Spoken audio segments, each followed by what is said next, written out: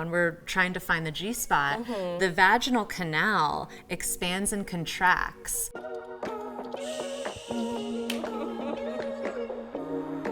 Hey everybody, I'm Nadége. I'm a sex scholar, best-selling author, and the founder of Pleasure Science, and today I'm sitting here with Sara.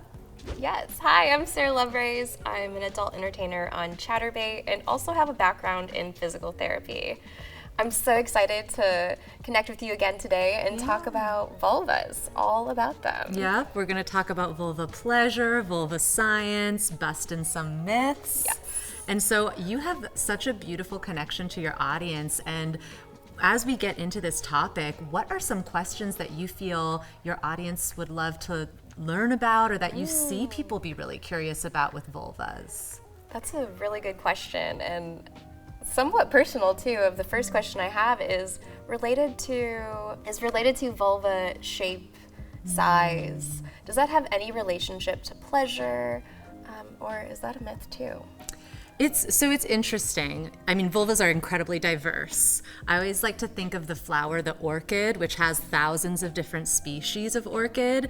Pussies look just like orchids, and they're just as diverse. Now, the only thing from a scientific perspective that can affect your pleasure is where it's actually how big your clitoris is. I see. So the average clitoris is 4 inches long. It gets an erection just like a penis, and most of the clitoris is an internal structure. It's inside the body. So while the penis, you can see the shaft of the penis, you can't see the shaft of the clitoris. All we see is the head, the little button, right?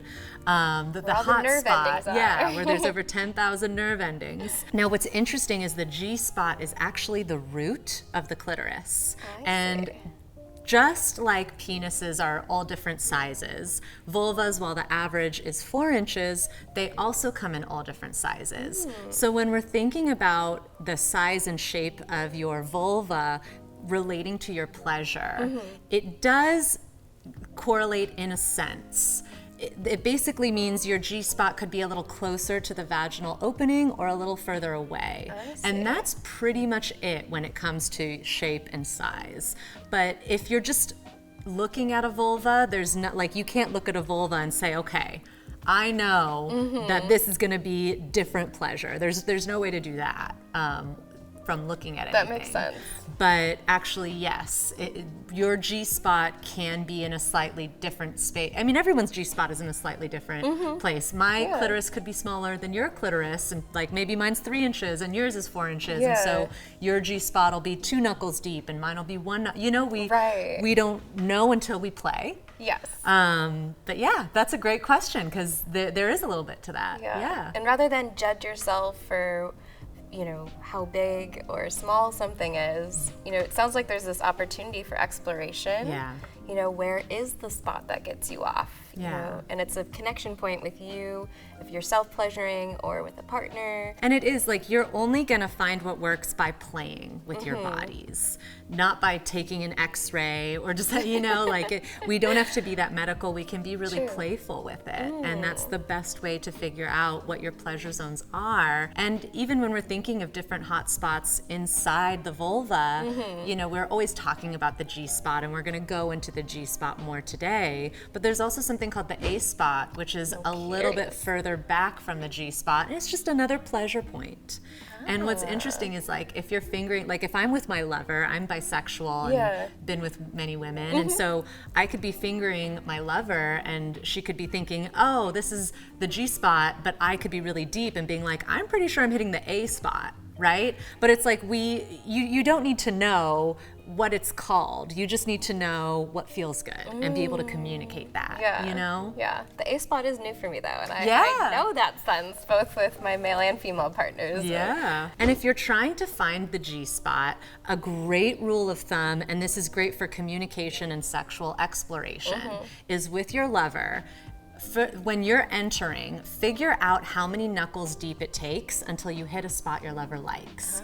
As the person who's giving, this allows you to actually have a measurable way to repeat pleasure. And I think a big struggle so many people have with the G-spot is it feels so elusive, and we don't know where to find it or how to find it again.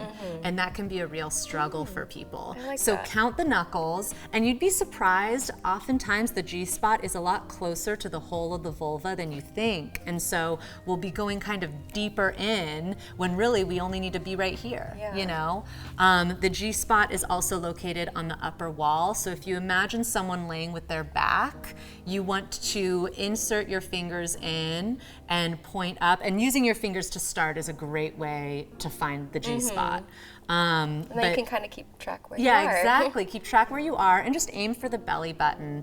Aim up and, you know, chat with your partner and see what they like. It's normal if your G-spot is being stimulated for a long time to feel like you have to pee. Yes. You won't pee. I've definitely felt that. Yeah. And just so you know, if you do feel like you're going to pee, the skis gland is where the fluid comes out, not the urethra. So pee comes out of the urethra, and that'll be pee. But if you're having sexy time and fluids come out and you're like, oh, did I pee? You didn't. That was fluid coming from the skis gland. It is a different gland. It is a little bit further south from the urethra. So if anyone has nervous anxiety about it, because I hear that all the time where it's like, did I just pee on my lover? Which, if you like that, love that for you. Yeah. Separate thing though. Yeah, but a separate kink, totally. Yes. Another important thing here when we're trying to find the G-spot, the vaginal canal expands and contracts throughout the menstrual cycle. So if you're someone who is menstruating and you have a vulva, then your G-spot will move slightly as well. That makes sense. Yeah. So I sometimes have worked with clients where they'll say, you know, oh, I'm so frustrated. I was with my girlfriend and last week I hit the spot and this week I can't find it. Yes. Well, that just has to do with where she's at in her cycle, and that things are, you know, so, which again is why it's nice to have the knuckle counting and communication. Being bisexual myself, when I'm receiving, you know, I've had to educate viewers that based on the time of the month, sometimes I'm more likely to squirt. You know, I can't do it on command. Some people can do it, you know, naturally, reliably often, and I'm not one of those people. Thank you so much for sitting down with me and talking all about vulvas today, and thank you all for watching as well. Please comment below on what your favorite takeaway was, what resonated with you the most. Yeah, this helps us teach you all the better, and remember, practice makes pleasure. Yes, definitely remembering that one.